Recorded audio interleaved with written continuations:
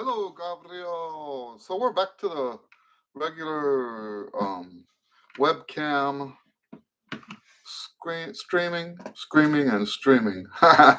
All right. Nice to see you, Gabriel.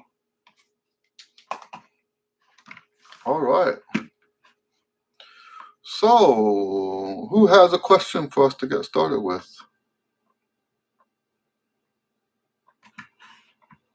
I just recorded.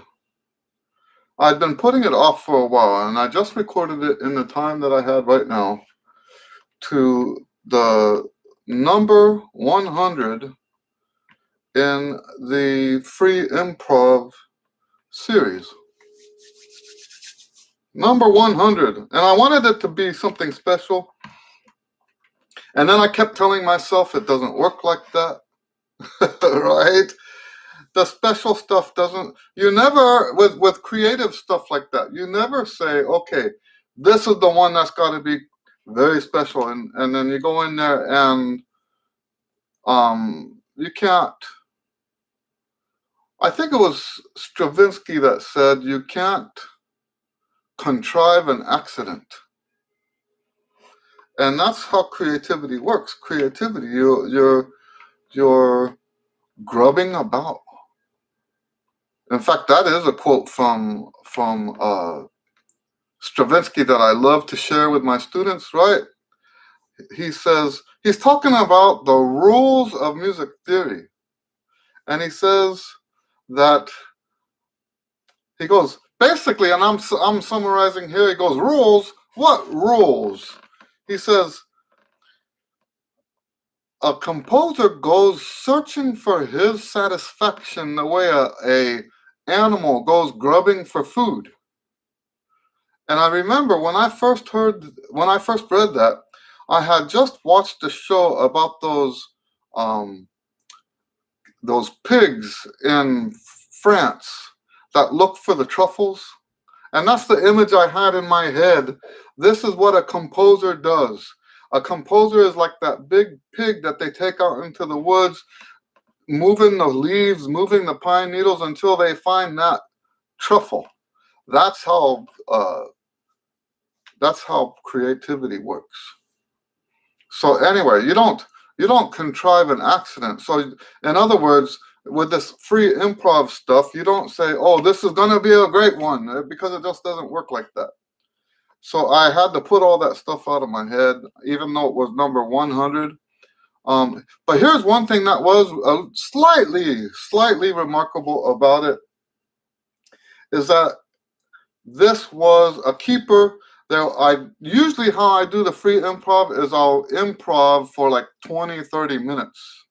And then I'll pick 2 or 3 minutes out of that 20 or 30 minutes as a clip to put on YouTube. This one, I think it's 6.5 minutes. And I started and I played, and what I'm going to put online is what I did, the entirety of it. So it's about as real as you can get when it comes to free improvisation. Anyway, Gabriel says, Eddie, I have a couple. First is we always talk of warm up. Is there any warm down to after the practice?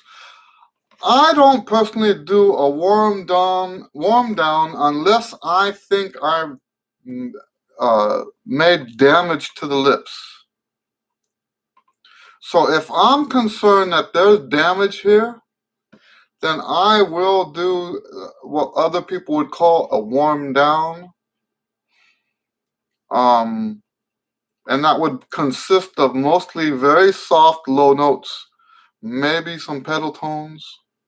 But normally when I'm done with the gig, it goes in the case and I go home. I don't play for the next day, until the next day. So no, I don't do a warm down, especially, and then your question is, after practicing? Absolutely not. I don't ever do a warm down after practicing. So that's actually a very good question. But that's a very personal thing. That's a very personal thing. And, I'm not saying, and I never will for any of this stuff that I teach. I'm not saying that people shouldn't do a warm down. I'm saying I don't do a warm down, and like I said, only under very specific circumstances would I ever do that. Now, if a warm down works for you, then you should do it. I'm a little concerned if I have a student, let's say someone comes in, they say absolutely they have to have a warm down after their practice. And since we practice in the lesson, right? I'm not ashamed or afraid to admit that we do practice in my lessons. Some people adamantly refuse to let the students practice in the lesson. Okay? I actually think practicing in the lesson is a very good thing. But if you need a warm down to practice, that means you're going to need a warm down at the end of the lesson too. And I have to question the use of time in that context. Okay, and he says, okay, thanks, Eddie. You're welcome. Also, I would like to know what range going down is acceptable to play classical. I would say, I'm going to be snarky with this. I would say F sharp is all the range you need. Now, we play pedal tones beneath F sharp, but that never, to my knowledge, that never happens in classical music. And I'm saying, I'm specifying classical as opposed to modern classical. So modern classical might have you do some pedal tones. But yeah. Hello, James. Nice to see you. I hope that makes sense. You don't need to have pedal tones to play classical music. Now, that said, the reason we do pedal tones is not so that we can play them, but because of the benefit we get from them. And that's not a classical thing or a jazz thing. It has nothing to do with what style you're playing. That's a purely educational and, beneficial thing. Junsu Kim says, hello, your video is very helpful to me. Very well, thank you very much. Thank you for letting me know that. I appreciate when people give feedback. And you know why I appreciate that? It's because, I've been doing this stuff the way I've been doing it since really it's almost all my whole life. It's just earlier in my life, I didn't have as much to say because I hadn't had as much experience yet, right? But there's been moments, periods in my past where I'd get no feedback from anybody, and it just makes you scratch your head like, what, if you don't get any feedback, then you don't have anything to base your pedagogy on, right? Because you got to find out if stuff is working or if it's not working. If it's not working, then there's no point in still teaching that stuff. Does that make sense? So it actually helps me when I hear from you guys and you say, hey, this is working. So yes, it really is. I really do appreciate that. So thank you. Any other questions? James says, looking forward to the rest of your comeback player series. Yeah, I'm excited about that. I haven't decided yet how many there are going to be. I know about the first 5. So we're looking at something that's going to last through the whole summer. Okay.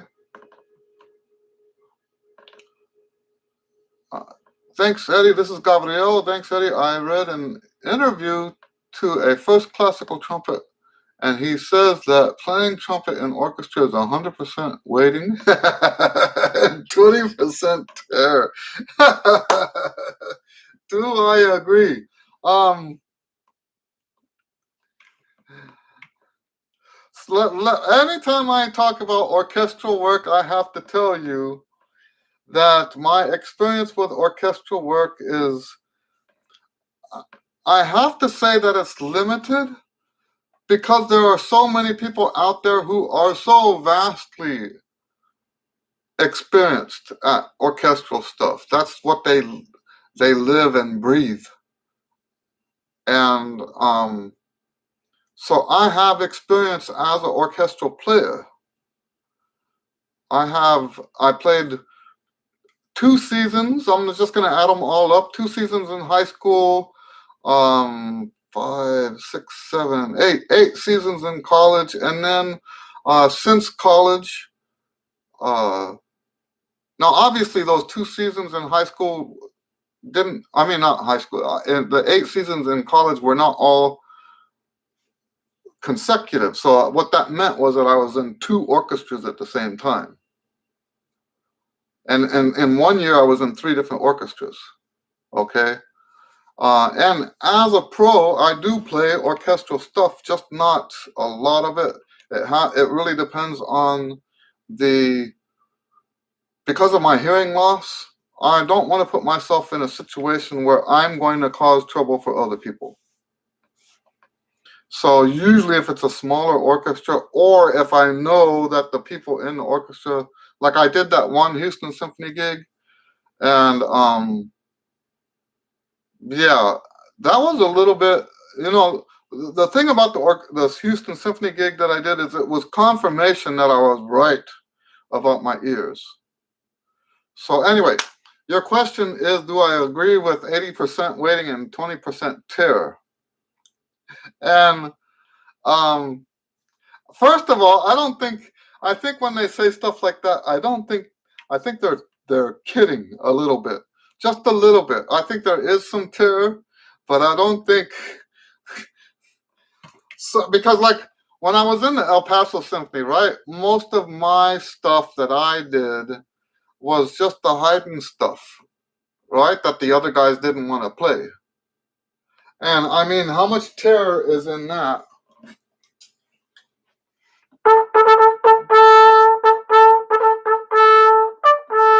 And then yes, you wait a long time, but there's no terror in that.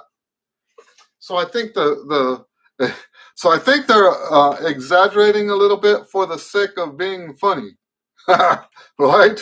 There is some terror, but it's not 20%. I wouldn't say that, right? I'd be real surprised if people really thought. But here's the thing. Okay, so getting to the philosophical side of it, right? There's something wrong when we talk that way about what we do. There shouldn't be any terror whatsoever. And I'm not criticizing that dude. I think he was probably being funny. Okay? Probably being funny. And because that does sound funny, right? At least it sounds funny to me. But really, the way you make that terror go away is that you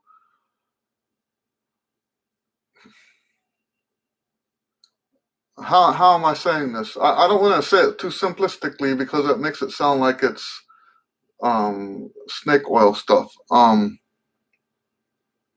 of the things that I do teach on is stage fright, and it's been really a few years now since someone has come to me specifically for that. But that's one of the things that I am good at teaching, helping people with. And the terror thing, and one of the things that I discovered with stage fright is that there are levels of stage fright. Okay, and so you have these at the very top end, you have the stage fright that is absolutely destructive, right? It will destroy you completely. Okay, you're so overwhelmed with this terror that you can't play anymore. That's the very top. But at the very bottom down here is that kind of stage fright that says that starts to doubt that you should even be on stage, right? You start questioning yourself. Why am I doing this? Um, you know, am I really? Should I really even be here? Um, what's the chance that this thing is gonna screw up or whatever? Does that make sense? So, yeah, if you're a top player in an orchestra,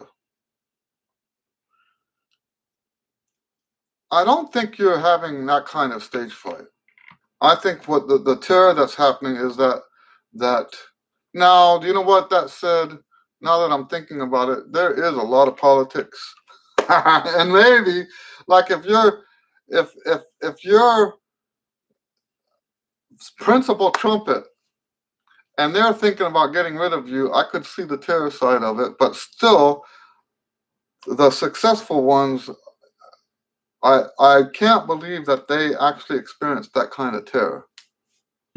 Anyway, we could go deeper into the stage fright stuff. But I'm going to say one more time, I think that whoever that was probably joking around a little bit. All right, Sean says, when playing jazz soloist, what is the minimum high range that would be necessary, if that makes sense? There is no minimum high range, Sean. Let's say I'm going to do one chorus of, what do I want to do?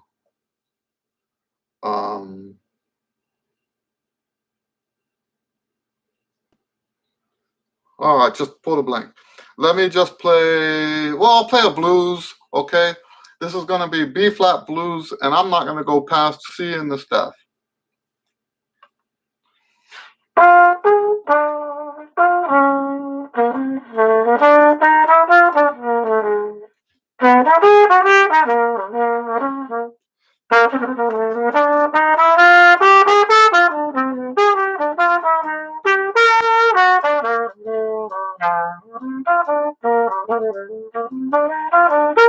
Okay?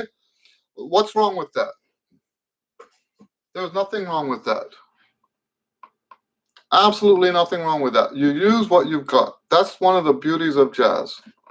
In fact, and this might be because I heard some recordings, there's things that I was told along my development that there might not be 100% true.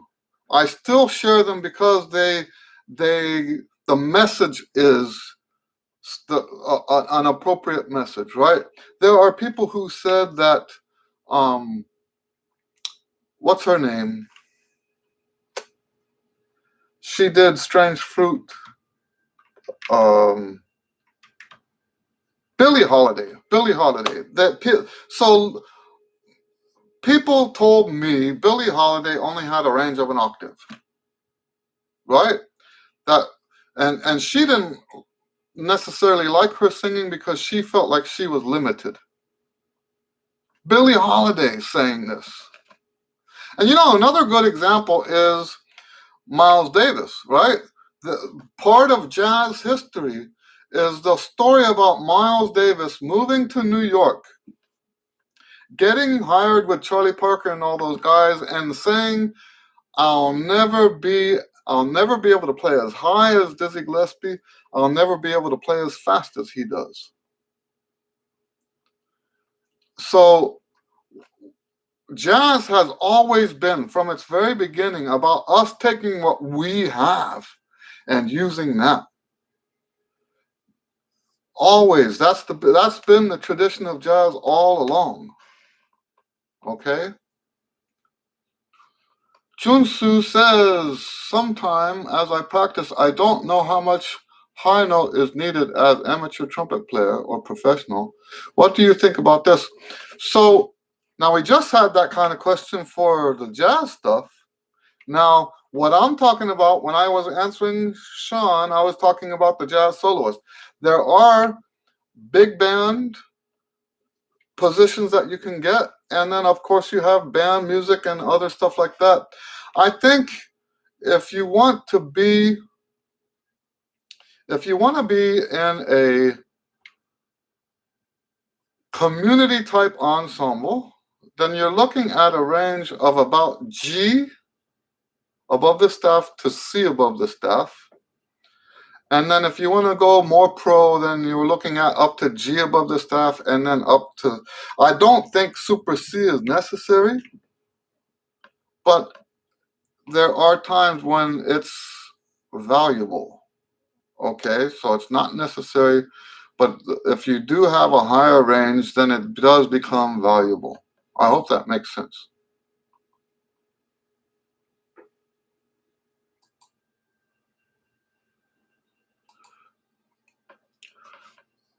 Mary says, it's the what if I miss my cue, right? So, that's part of it, right?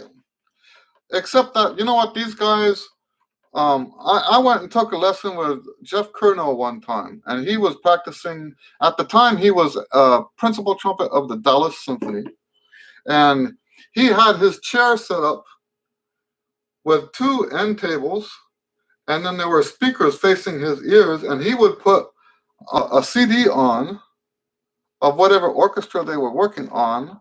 So he would actually practice with the Chicago Symphony, reading his part. So I think a lot of times missing the cue at the highest levels isn't as much of a thing. The orchestra that they're the terror that they're talking about is cracking notes and stuff like that, because that first trumpet player, if he cracks the note, everyone in the world is going to know it, right?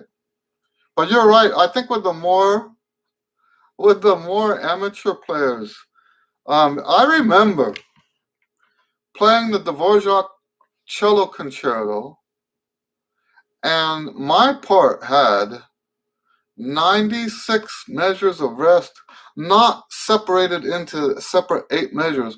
96 measures with under one multi-measure rest.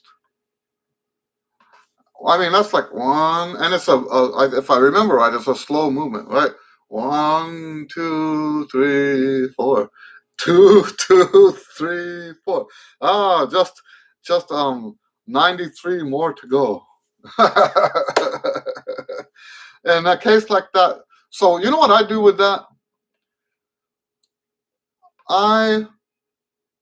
First of all, I'll put, and this is not, I didn't make this up, other people do this too. I'll put cues to myself before my part. So like, I'll put like a little 4, and next to the 4, I'll say the horns come in here. If there's anything that's noticeable, I'll write out when that happens in this process leading up. That way, but then I also, one thing that people will say is that you shouldn't do that, because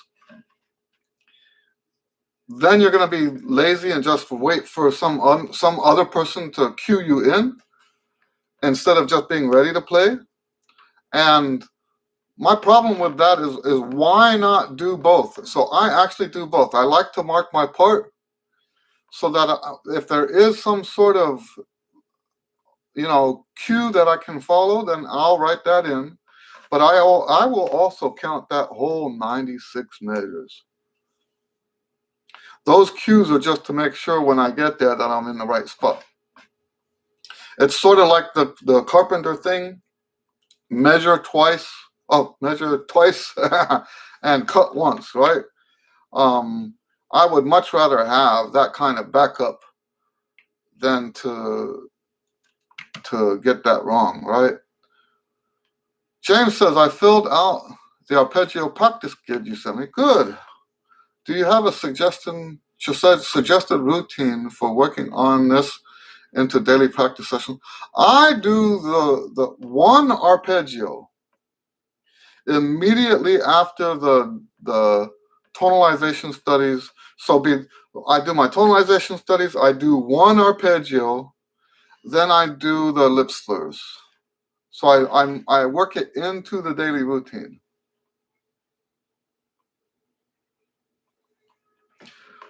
All right, Gabriel says, about the range. The book that gave me a very important improvement, except one range, is Band Scale Expansion Studies. Okay, that's very interesting. In it, there is singing and repeat. Since we talked of methods last time. So, yeah, I'm glad to hear that. Really.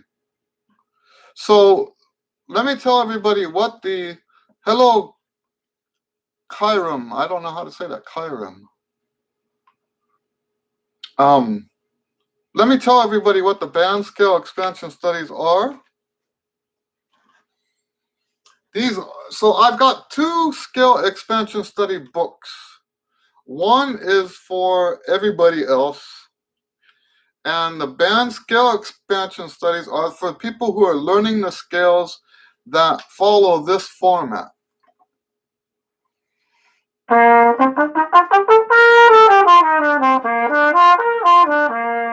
Now you might have that in 2 octaves, but that's, and I found out after I wrote the book that this is actually a format that is used worldwide. And so that's good news, right? That means people can actually use this book. The other one is more comprehensive, right? Because traditional scales only give you that key signature. So, for example, if you're practicing traditional scales, chances are you will never practice 4 sharps beneath E, right?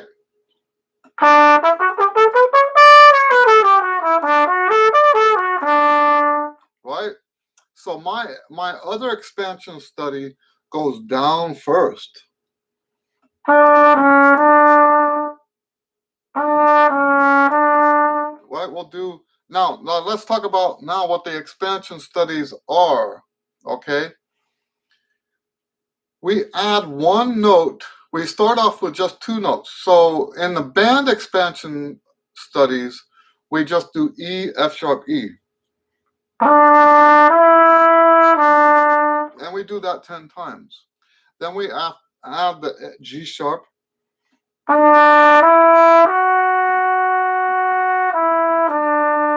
And we do that 10 times. Then we add the A.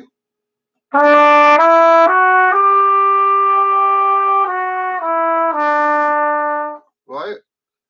And we keep expanding on that until we get to the full scale. Now, the other expansion studies they descend to the whole range. So instead of going up first, we go down first.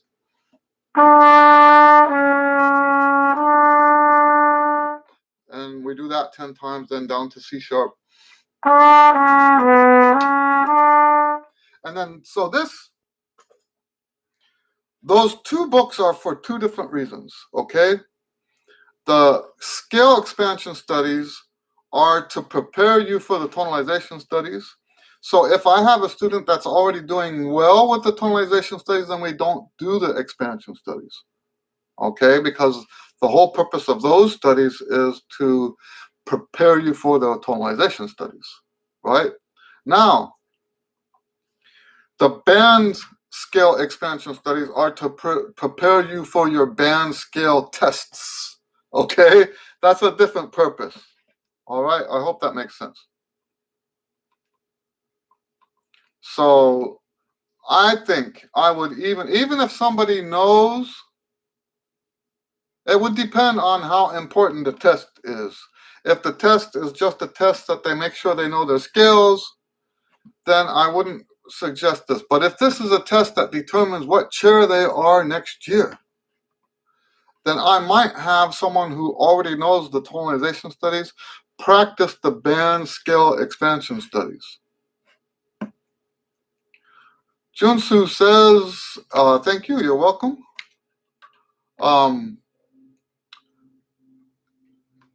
Gabriel says, this is a very good method for me. Also, you have to sing and finger. That's correct.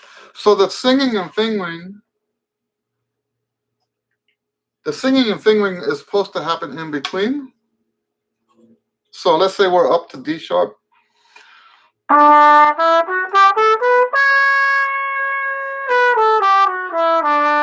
Then you sing it. Da, da, da, da, da, da, da, da, da, da, da, da.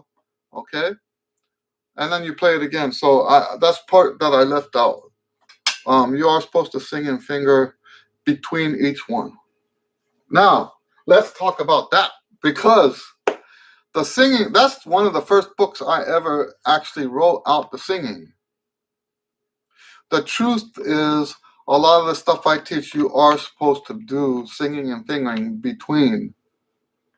That doesn't apply to the routine books. But when you're practicing music, you really should do the singing and fingering in between. That's a very important part of it. Originally, I started doing that to give the lips a chance to rest. If you do the singing and fingering, you will find that you can practice longer through the day. And that's a good thing. But I also discovered that later, the singing and fingering is also good for your ear training. It's, because for me as a professional player, right?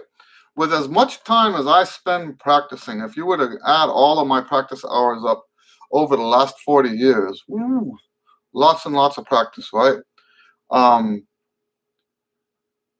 Back and forth singing, playing, back and forth like that. Of course, my ears are going to get better. Of course, your ears are going to get better, right? So that's another thing. It also helps with the breathing. And then finally, probably one of the most important things is singing and fingering between every repetition also forces you to slow down. It slows the process down so that, and for me, what I found, because I was one of those guys, I was so eager to make progress. I was like, practice, practice. I was extremely ambitious, right?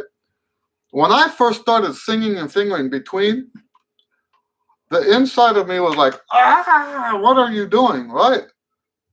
It's like all that impatience. But if you make yourself sing and finger, it forces you to be patient. And that, what goes with that. So when you become patient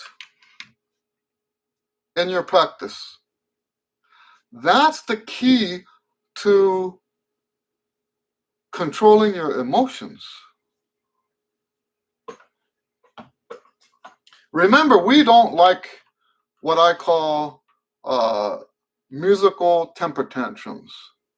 We don't like that. That is so destructive to your progress. So what is a musical temper tantrum? You're trying to get it right, you're trying to get it right, you're trying to get it right, and it just keeps coming out wrong, and you go,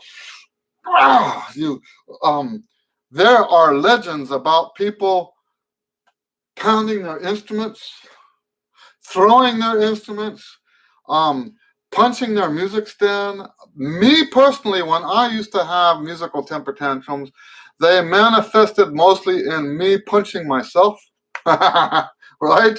I would, if I was sitting down, I would hit myself in the leg, hit myself in the chest, just like out of anger. But here's the thing about those temper tantrums. They distract you from your progress.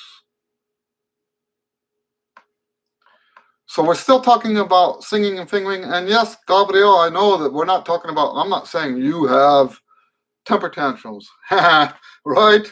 I'm not saying that. I'm just saying that this is part of it. You know, the learning to sing and finger is so much more than just those other things that I listed. There is something that happens to you emotionally, right? Something happens to you emotionally. And, you know, you've heard me say this before. I hope you have. That when you're practicing, it's just business. There's no emotional attachment to it. It's just business. You have something you want to accomplish. You know what the steps are that you have to take. And you're going to do this, you're going to do that. You're going to take these steps in the correct order. Okay? When you do the singing and fingering, it forces you to calm down. It forces you to calm down, and now you can treat the practice like it's just business, right? No emotional overly over investment in your practice, right? Hello, Cardo. Nice to see you again.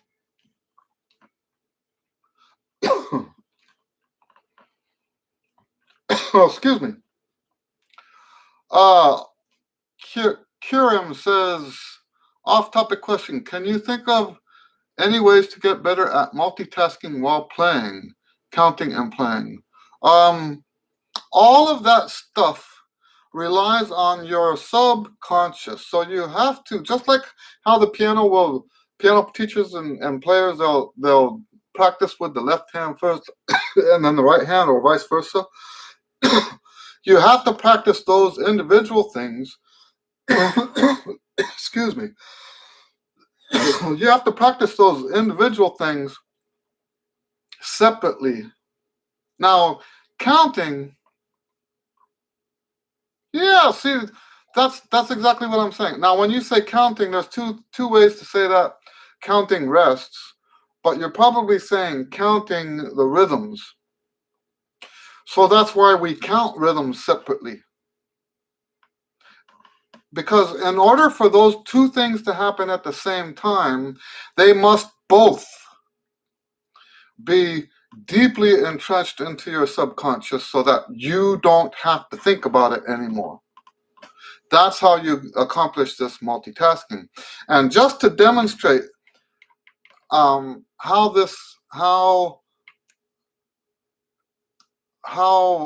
advanced this kind of multitasking can be, I went through a period when I wanted to read everybody's autobiography, right?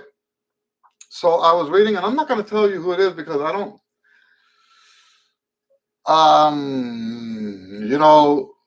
I'm not going to tell people about a book that's talking about prostitutes and drug deals and stuff like that. So I'm not going to talk about that book. I'm not going to tell you what it is specifically. But one of the books I read was talking about some of the performance they were having, and they're playing in the rhythm section. You know, they're different from us because we can't talk and play at the same time. Right? But the rhythm section guys are like having conversations with each other. And these are famous jazz musicians. They're on stage having conversations with each other. And if I'm not mistaken, one of the ones he was talking about was a performance that was recorded. And is a famous recording. So we're not saying that this conversation they're having on stage isn't actually hurting their performance. He was talking in the thing how well they'll be in the middle of a performance and they'll say, hey man, check out the chick in the second row, right? And that's multitasking, right? Everything for that performance has been delegated to the subconscious part of their mind. So yes, that's how you do that. You have to, and you get to the subconscious through layers of familiarity. I've been doing this so much lately. Layers of familiarity. I see it sort of like blankets of snow coming down one over the other, like that. Okay? Layers of familiarity. And it can be familiarity, whatever that skill is that you're talking about. There's different ways to achieve that familiarity. Like, for example, if you're trying to learn scales or fingerings, you can recite them verbally, and that's still going to be layers of familiarity. Okay? So you want to have, so in other words, another way to say this is repetition of the material is how you get it into your subconscious. James says, would Clark Technical Study 5 be an example of what you're calling scale expansions? It's close. I don't remember. Is this the one that goes?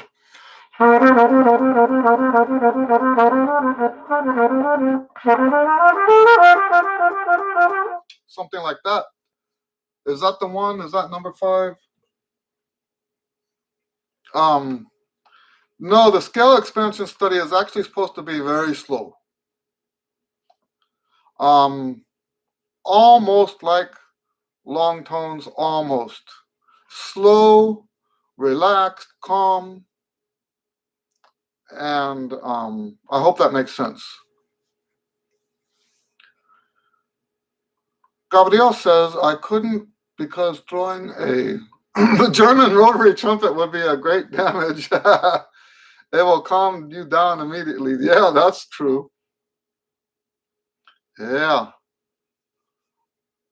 Yunsu says, according to your rest routine, I'm trying to rest enough. Sometimes I feel boring when I rest. What do you do when you rest? Okay. So, first of all, let me address the whole boring thing. I don't believe it's possible. This is going to be kind of controversial with the younger kids. I'm not younger kids, younger players. I say kids sometimes when I mean people who haven't been playing for a long time. It is not possible to be a great player without getting bored.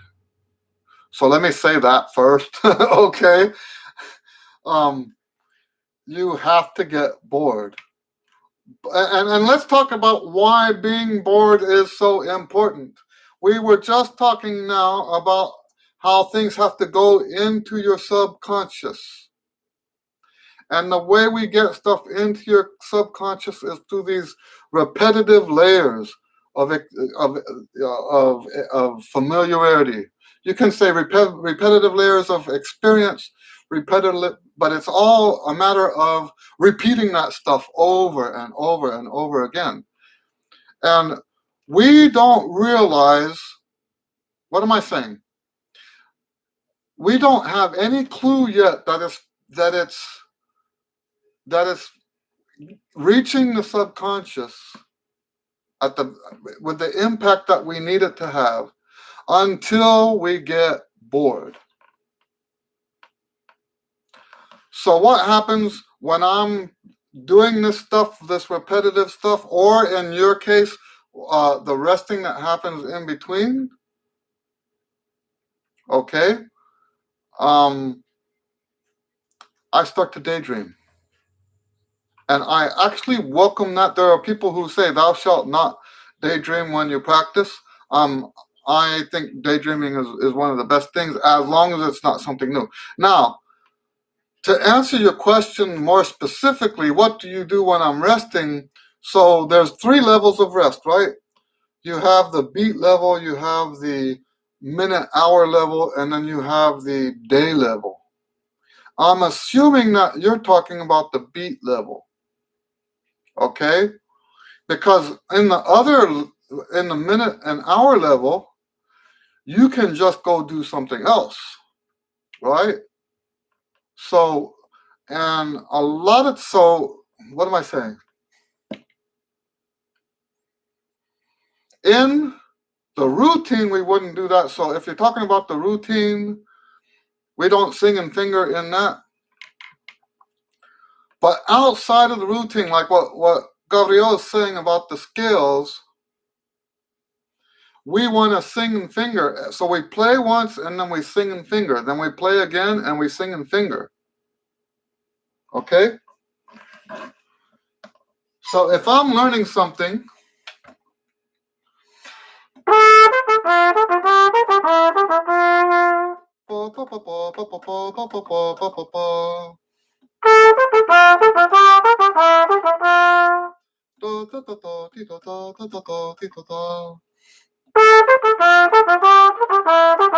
so yes, you're getting the instrument off your lips for the same number of beats, but you're not just sitting there doing nothing. You're actually singing and fingering the music. So that's a more specific answer to your question. Singing and fingering is what the best thing to do. If it's during the routine, I'm going to tell you what I do. I'll play an exercise, and normally I play standing up. So I might be walking while I play, and when I'm done, I'll look outside. Just so you guys know, I have a window on this side. I have a window on that side. That's what I'm doing. I'll look over here, see if look at the squirrels in the yard, look at the cats, look at the birds. If there's any suspicious characters outside, I make mental note of that. If the neighbors, I'm a busybody. If the neighbors are out, I'll notice that they're out. And it's just a way for me to spend my time, not being bored, I guess. But it is, you're right, it's boring. I don't have a problem with being bored. Andrea says, I have a question. How long would you wait to move to a professional trumpet? That's a very good question. I think that depends on who you're playing with, right? So let's say you're my student and you're in junior high and you audition for the high school for the performing and visual arts. And you're wondering, when should you get a new trumpet? I would say once you get into the school and they say, yes, we want you in our music program, that's probably a good time to get a professional trumpet, right? Because the standards that they have are a little bit higher. Now, so that's the first thing I would take into consideration is, do you need a professional trumpet? Okay. Another thing to take into consideration is, how bad is your student horn?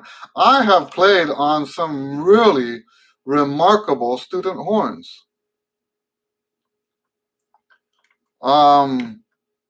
Especially some of those old ones, like from 50 years ago.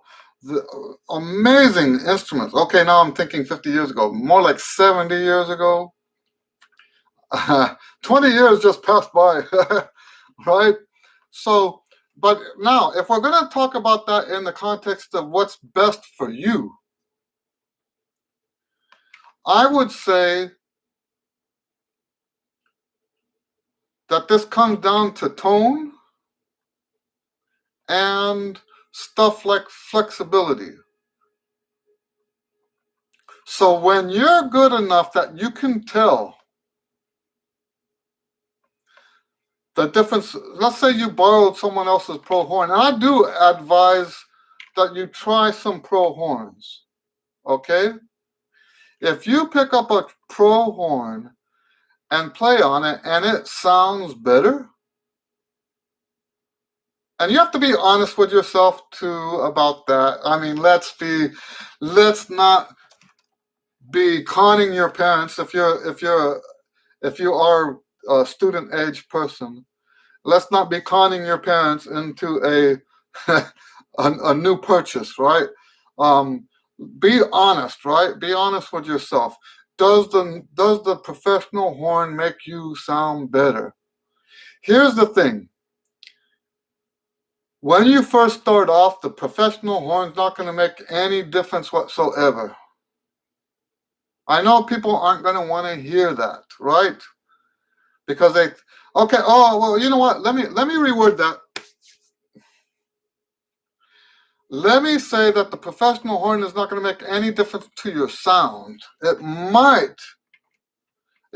make some difference to your progress, but you're not going to sound any different on the professional horn. When the sound you have on the student horn becomes good enough that you can tell the difference between your sound on a student horn and your sound on a professional horn, that's when it's time to get a professional horn. Okay? You can go longer than that. There are some advantages. There are some advantages to playing on a bad horn, but the advantages do not outweigh actually having a good horn. So, Anthony says, hello, Anthony. Nice to see you again. Anthony says, what practicing? Oh, I was practicing, have a recital in 2 weeks. Yeah, you told us that last week. And also concert Memorial Day. Oh, that's good too. And I don't have anything right yet. Oh, anything right yet, except my horn is shiny.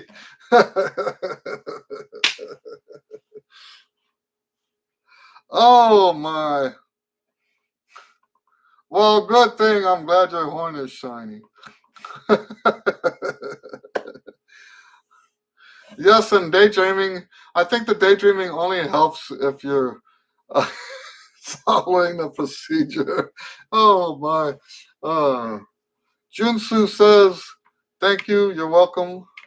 Gabriel says, are professional trumpets harder than student trumpets? I'm talking about piston trumpets. I have a Box 72. Unfortunately, I've never used a student trumpet. I would not say that's unfortunate, right?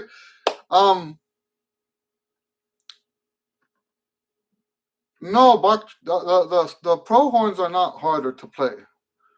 It's actually the other way around. The student horns are harder to play, okay? Because they're made with inferior metal. They're made with inferior designs to save all of it, to cut costs, okay? And for that reason, they might have notes that are harder. Like, for example, there are some great sounding student horns that when you get down below below C and beneath the staff, the horn almost rejects them. And even if I try to play that horn, those notes don't come out. And then you have ones that are like the opposite way around. You get up above G, above the staff, and those notes don't come out. So, and a lot of that is just because of the materials they're using or the cheaper design. Andrea says, thank you, you're welcome. I will definitely try some more pro trumpets soon. Very good. My recommendation for trying pro horns is to write stuff down. Don't try to remember. Put the make, the model number, and then write down what you did and what you did on the instrument and how it went. Check the low notes, check the high notes. Do some flexibility, because the horn can cause flexibility to be a problem, or flexibility can be too much. You can have too much flexibility and all the notes start sliding around all over the place. So you want to check stuff like that and write it down. Don't go by emotions. All right, Sean says, how long should it take to learn a piece of music working backwards? That depends on several factors. It depends on how long it is. It depends on how hard it is. So let's use Allstate for example. I can have an Allstate, a student working on Allstate music. It can take them 2 weeks sometimes to learn one etude. If I have a very ambitious student, it might take 1 week. Okay? And that's with them practicing about an hour a day. Okay? So we're looking at about 6 to 12 hours of practice time, not including your routine time. So 6 to 12 hours of practice time for one etude. But that's because, for the high school students, that's supposed to be a hard etude, right? They're trying to use that etude to distinguish between the best trumpet players in Texas at the high school level, right? So if it's an easier etude, it's not going to take that long. Anthony says, I have to get back to practice. Nice to see you all. Yes, nice to see you. He says, have a good weekend. Yeah. All right, we're just about out of time. Let's have one or more questions, or 1 or 2 questions left. I want to thank all of you guys for participating. It always makes these, with the questions, it's like I never know what it is we're going to talk about it. It's exciting, actually, for me. Right? It's exciting. Keeps me on my toes, so to speak. Any other questions? We're counting down. Now I think we have time for one more. If anyone has anything. I do apologize for not posting it 24 hours early like I said I would. I'm going to put something in my Outlook so that I get a warning every week. It takes me a while sometimes to change my schedule. And but yes, I'd like people to be able to ask questions beforehand. Gabriel says, thanks for everything, Eddie. It was very useful as usual. Well, you're welcome. You're so very welcome. Thank all of you for being part of this. All right. Okay, we're down to the final seconds. I'm going to tell you guys, God bless you. And I hope you have a great week, a productive practice week. And we'll see you guys next week, all right? Very good. Thanks and goodbye.